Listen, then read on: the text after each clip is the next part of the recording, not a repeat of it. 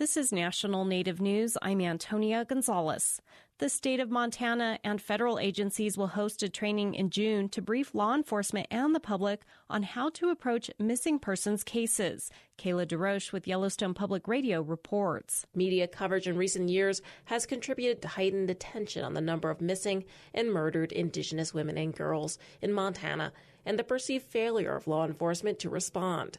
Montana Attorney General Tim Fox says the missing persons training this summer is part of the push to solve cross-jurisdictional barriers between sovereign nations and other types of law enforcement. This, unfortunately, has led to a number of lives being lost, and I think that the time is ripe to finally get some things done and do a better job, and that's what we aim to do. Fox says they'll use the training as a jumping-off point for next steps and may consider more trainings in the future, along with open discussions and town halls. The June 12th training in Helena will involve a tract for federal, state, and tribal law enforcement on accepting and entering a missing persons report and conducting missing persons investigations.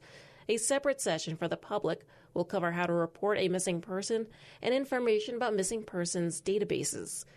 The Montana Department of Justice, the U.S. Attorney's Office for Montana, and the Federal Bureau of Investigations and the Bureau of Indian Affairs are sponsoring the training. Legislators this session passed several bills aimed at tackling the issue of missing and murdered Indigenous people, including one to establish and fund a missing persons specialist in the state. For National Native News, I'm Kayla DeRoche.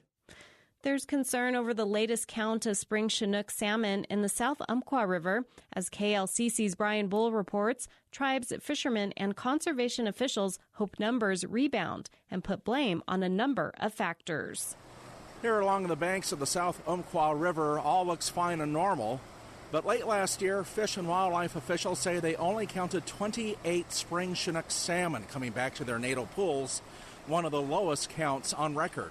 Going from a couple hundred to 28 was pretty significant. Jason Brandt is a fish biologist with the Oregon Department of Fish and Wildlife in Roseburg.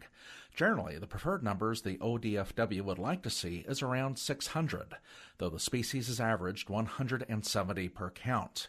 Brandt says a number of factors could be at play, from warming oceans to low snowpack. Hopefully we'll see it turn around this next year, and if we do see a similar low count this next year, then we really have to start figuring out exactly what's going to be done. Among those hoping to help is the Cow Creek tribe.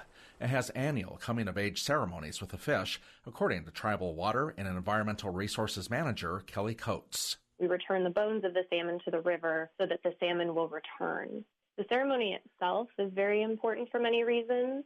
For our young men, it's their rite of passage. It also instills the respect and gratitude on to each generation. Coates says to improve the spring Chinook's numbers, it'll take a collaborative approach with many regional partners. But if successful, it'll help a fish essential to the ecosystem. Oregon Fish and Wildlife officials conduct their next annual spring Chinook count later this summer. For National Native News, I'm Brian Bull.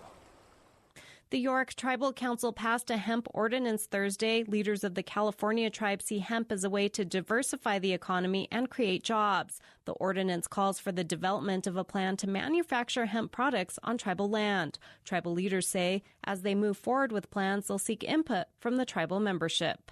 I'm Antonia Gonzalez.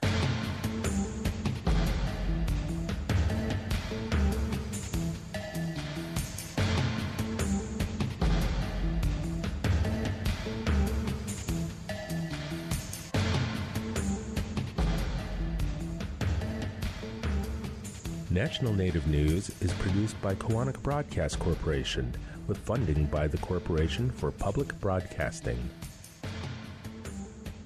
For Native Americans affected by domestic violence, the Strong Hearts Native Helpline offers peer-to-peer support and resources. It's safe, confidential, and toll-free at 844-7-NATIVE.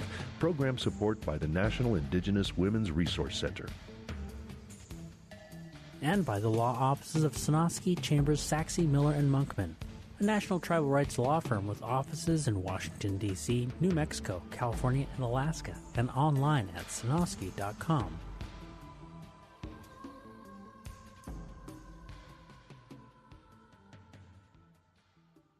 Native Voice One, the Native American Radio Network.